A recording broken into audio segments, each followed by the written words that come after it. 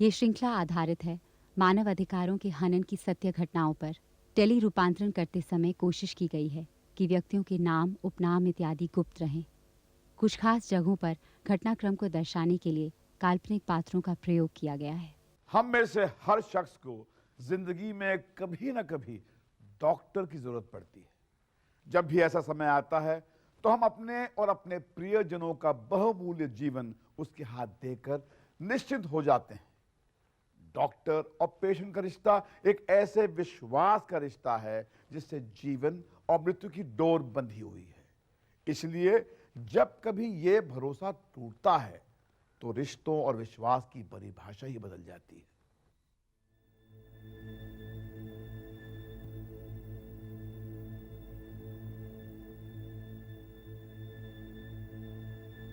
The circumstances before us thereby establish that no unusual thing had happened and no negligence was shown by the opponent.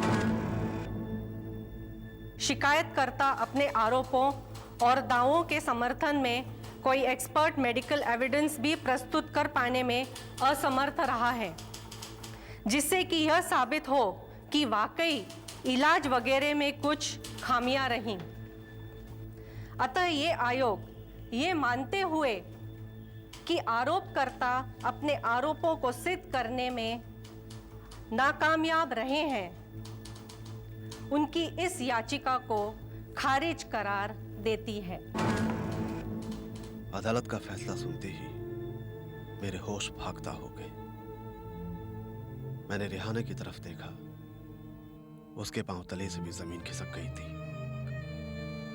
ख्वाब में भी दोनों ने कभी सोचा ना था कि हक की इस लड़ाई में सच इस तरह लहूलुहान होगा एक दिन।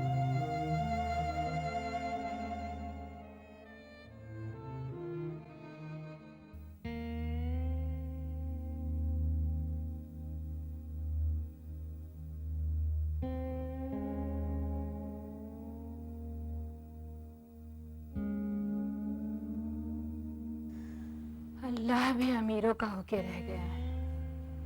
अब और किसका आसरा करे कोई।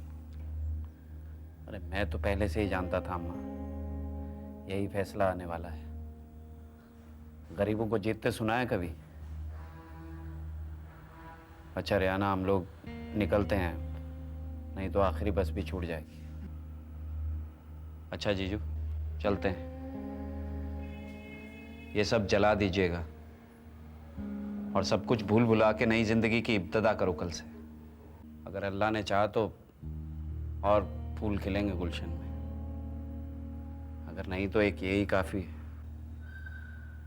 आप दोनों के जुनून में ये भी कितना मुरझा गया है, और आप दोनों की जो हालत है वो तो सब देख ही रहे। चलो सलाम।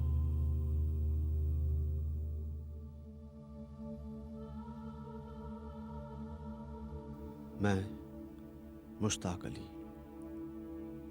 गुजरात के सज्जाद तालुके का एक मामूली इंसान, जिसकी आय का जरिया सिर्फ चीकू की एक छोटी सी बागवानी है। 10 साल हो गए शादी हुए। अल्लाह का लाख शुक्र है, रेहाना के रूप में मुझे इतनी भली बीवी मिली। फिर अब्दुल आंखों का सितारा बन जिंदगी में आ गया। सब कुछ अच्छा ही तो चल रहा था 4 साल पहले तक। इस आंगन में एक और नन्हा अब्दुल्ला खेल रहा होता आज हम दोनों के बीच। अगर उस रात सब कुछ सही रहा होता उस नामुराद लीला नर्सिंग होम में।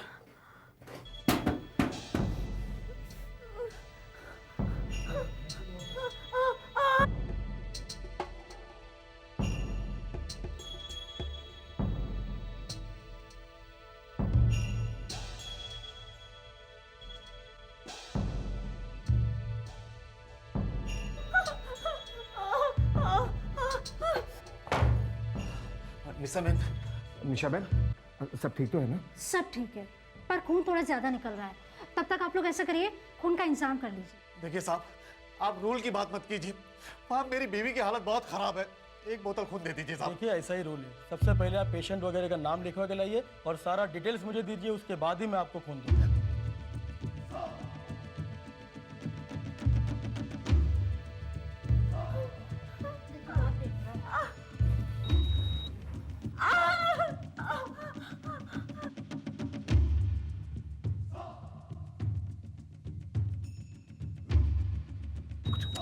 गड़बड़ हो रही है अंदर। सही बोल रहे आप।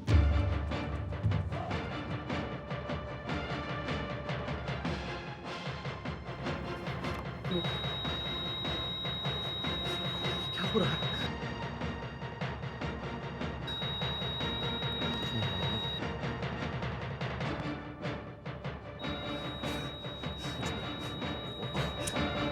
पता नहीं, आगे पता कर देखो क्या हो रहा है अंदर।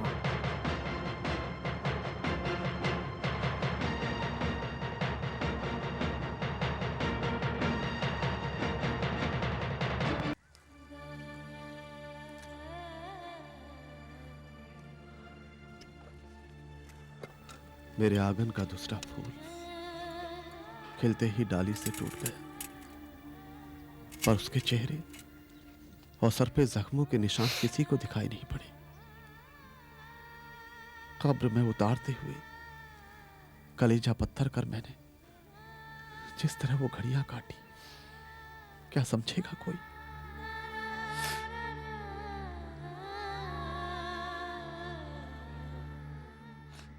सिर्फ मैं ये नहीं कह रहा हूं अनवर, तुम लोग जाकर रेहाना से पूछो। उस नर्स ने खुद जबरदस्ती कर करके बच्चे को बाहर निकालने की कोशिश की। इसी वास्ते इतना खून पहले भी गया और बाद में भी जाता रहा। तब कहीं जाकर उसने डॉक्टर को बुलाया और वो भी लेट आई। ऑपरेशन थिएटर की हालत तो तुम देख ही रहे थे। मशीनें ठीक से काम नहीं कर रही थी, लाइट नहीं जल रही थी, ऑक्सीजन तक देर में दिया गया उसे, हमें खून तक नहीं दिया गया। वो तो अल्लाह का शुक्र है कि रेहाना की जान बच गई। सब लापरवाही का नतीजा है ये। अरे ऐसा नहीं होता मामू, तुम भी क्या बच्चों जैसी बातें कर रहे हो? उन लोगों की दुश्मनी थी क्या तुमसे कोई? तुमने खुद देखा ना, स्पेशलिस्ट को भी बुलाया था उन लोगों ने। हाँ बुलाया था, पर इलाज ठीक टाइम से शुरू नहीं हुआ था। और उस नर्स को क्या जरूरत थी अपना इलाज करने की? जब सब गड़बड़ हो गई उसके बाद डॉक्टर भी आए, स्पेशलिस्ट भी आए। ये जरा सी बात क्यों नहीं समझ रहे तुम लोग? ठीक है बाबा, हम लोग नहीं समझ रहे, जो तुम क्या समझ रहे हो वही ठीक है। लेकिन अभी क्या कर सकते हैं? जो सो गया वो तो कब्र में से वापस नहीं आ सकता। जो गलती हो गई अब वो सुधर सकती है क्या? नहीं सुधर सकती, पर गलती करने वालों को उनकी गलती की सजा तो मिलनी चाहिए कि नहीं?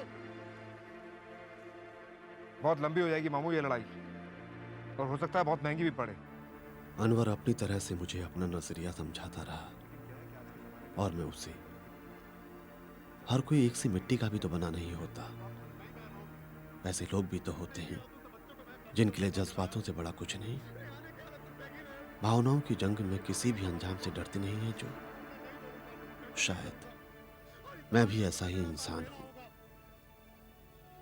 रेहाना के साथ दर्द बांटते मेरे अंदर ये यकीन और पुख्ता हो गया था कि अल्लाह की मर्जी अपनी जगह, पर उस दिन इंसानों की गलती और लापरवाही का शिकार हुए थे हम लोग, तो फिर सजा क्यों नहीं मिलनी चाहिए उन्हें?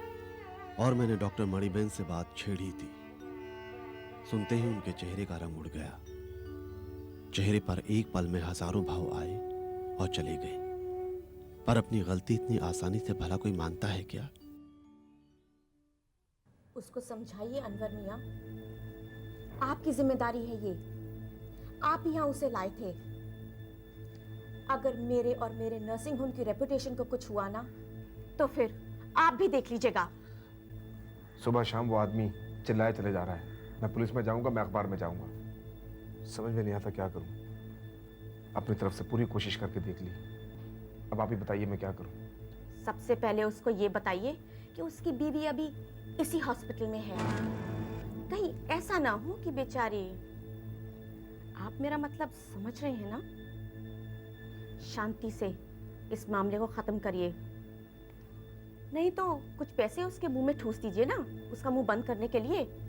कुछ भी करिए, प्यार से या धमका के, ये मामला इधर ही खत्म होना चाहिए। ठीक है डॉक्टर साहब, मैं देखता हूँ मैं क्या कर सकता हूँ, लेकिन अभी आप जरा अपना दिमाग भी थोड़ा ठंडा रखिए। तुम्हारे बच्चे की डिलीवरी कब है? जी मेरा बच्चा? लेकिन क्यों डॉक्टर साहब? नहीं नहीं कुछ नहीं, बस ऐसे ही पूछा। घबराओ मत, सब ठीक ही होगा। तुम भी तो यही चाहते हो सब ठीक ही हो जाए। बस तुम जाओ, जाके उसे समझाओ। रेहाना बेटे, इस मामले में तुम अपने मियाँ के साथ तभी शामिल होना जब तुम्हारा दिल भी माने। सिर्फ इसलिए मत मान जाना कि तुम्हारे मियाँ कह रहे हैं। क्या कहें अम्मी, कुछ समझ में नहीं आ रहा। लड़ना तो हम भी चाहते हैं, 8 महीने पाला था उसे, पर होगा क्या, कैसे लड़ेंगे, कुछ समझ में नहीं आता। इनकी बात कौन सुनेगा? सुनने वाले तो बहुत हैं रेहाना, लेकिन आवाज़ बुलंद करने के लिए बहुत जिगरा, बहुत वक्त और बहुत पैसा चाहिए। हम सब समझते हैं भाईजान, पर इनका जुनून देखकर हम अपना यही फर्ज समझते हैं कि जितना हो सके हम इनका साथ दें। और आप लोगों से भी यही गुजारिश है कि आप बेटा, रुपए पैसे से जितना कुछ बन पड़ेगा हम लोग ज़रूर करेंगे, लेकिन बाकी जिगर और वक्त इनके पास बहुत है इनके पास। और आप देख लेना, हम लोग जीतेंगे, ज़रूर जीतेंगे इंशाअल्लाह।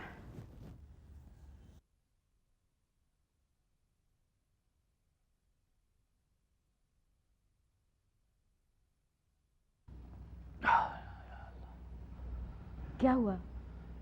बात हुई अनवर से? हुई भी और नहीं भी हुई। क्या कुछ उल्टा सुल्टा तो नहीं हुआ ना? एफिडेविट लिख के दे रहा उनकी तरफ से। क्या एफिडेविट?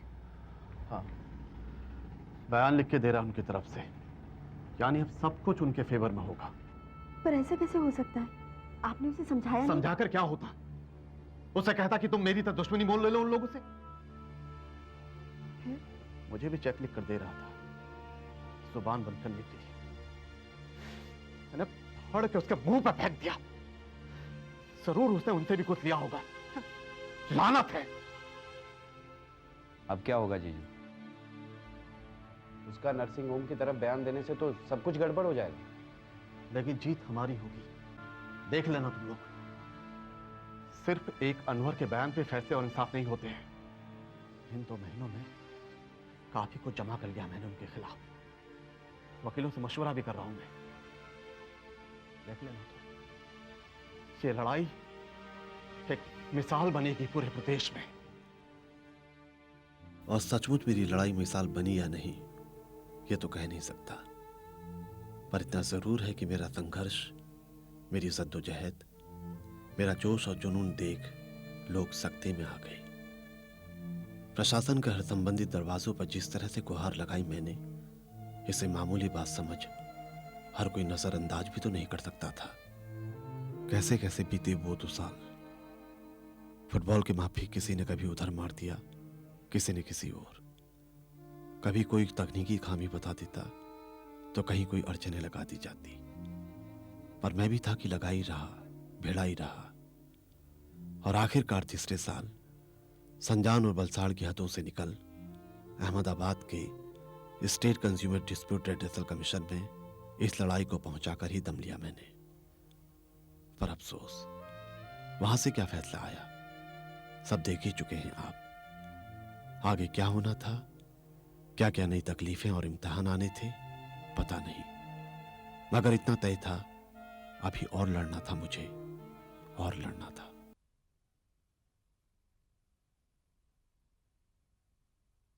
देख रेहाना, उस दिन कोर्ट का फैसला आने के बाद आते टाइम जीजू को जो कुछ भी मैंने बोला वो हो सकता है तुझे भी नागवार गुजरा हो, और जीजू को तो बुरा लगा ही होगा। पर तू ही सोच, क्या मतलब है कुछ भी करने सोचने का। बल्कि सच कहूं तो अब मुझे यही लगता है कि ये तुम लोगों का वहम है। डॉक्टरों से जो अच्छे से अच्छा हो सकता था उन्होंने किया।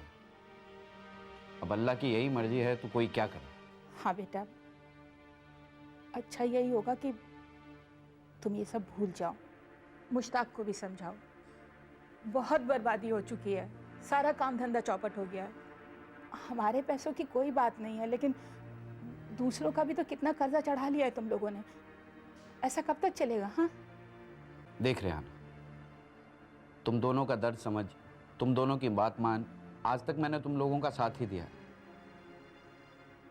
पर अब जीजू की लड़ाई में दीवानापन नजर आने लगा है, और उसमें रंजिश की बू भी आने लगी, और हारे हुए खिलाड़ी की खींच भी। उनको ये क्यों नहीं लगता कि शायद वही गलत है? और नर्सिंग होम वालों का कोई कसूर नहीं। उसकी छोड़ो, तुम अपने दिमाग से सोचो। ये भी तो हो सकता है कि तुम लोग गलत सोच रहे हो। अब ये जो फैसला आया है, ये अच्छी तरह से जांच पड़ताल करके ज़हीन दिमागों ने दिया है। वो लोग जाहिल और बेवकूफ़ तो नहीं हो सकते ना। दूसरी तरफ मेरी नाक के नीचे क्या हो रहा था, रेहाना की जिंदगी में क्या चल रहा था, इस ओर कभी ध्यान ही नहीं गया मेरा। अपने में मगन अगली कार्रवाई के लिए फिर से जुट गया मैं। पर इस बीच जो घटा एक दिन बयान नहीं कर सकता। कैसा झटका था वो। यहां जरा दस्तखत करना।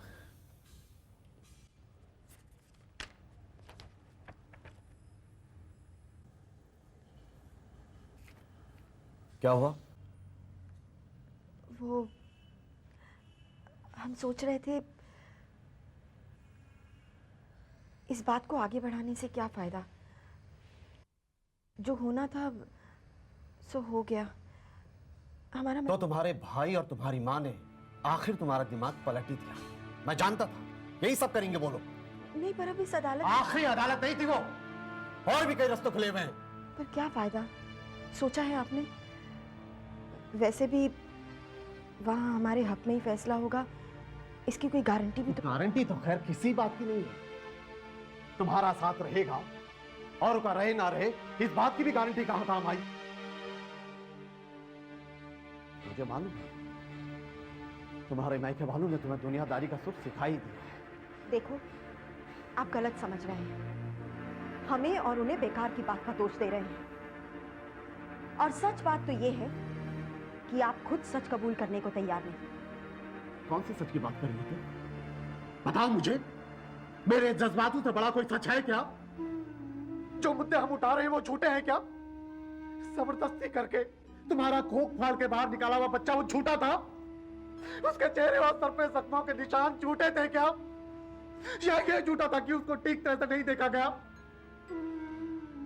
कौन से सच और झूठ की बात कर रही हो तुम? बताओ मुझे।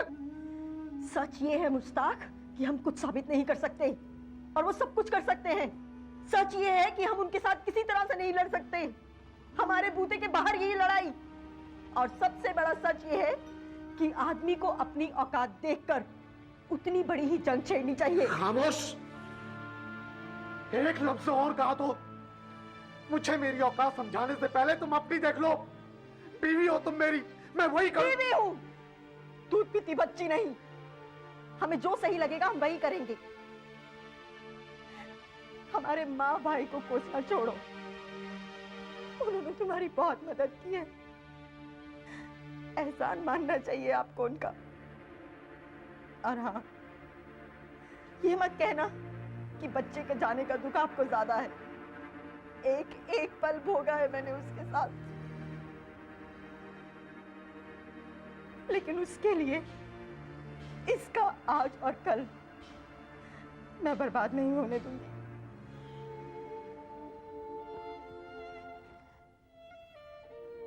किसी का कुछ बर्बाद नहीं होगा, ना कल ना आज। ये दीवानगी कब खत्म होगी आखिर मुश्ताक? मुझे मालूम था, और लोगों की तरह तुम भी मुझे दीवाना समझने लगोगी। दीवाना ही क्यों, खपती, पागल और भी कुछ। पर एक बात याद रखना, मेरी ये जंग सिर्फ मेरी अपनी लड़ाई नहीं है। अभी हर उन गरीब मजलूम लोगों की लड़ाई है जिनके साथ मेडिकल पेशे से जुड़े हुए लोग इसी तरह पेश आकर उनका न जाने क्या क्या नुकसान करते हैं। और तुम समझ लो, अब बस यही मेरी जिंदगी है। और हमारी जिंदगी?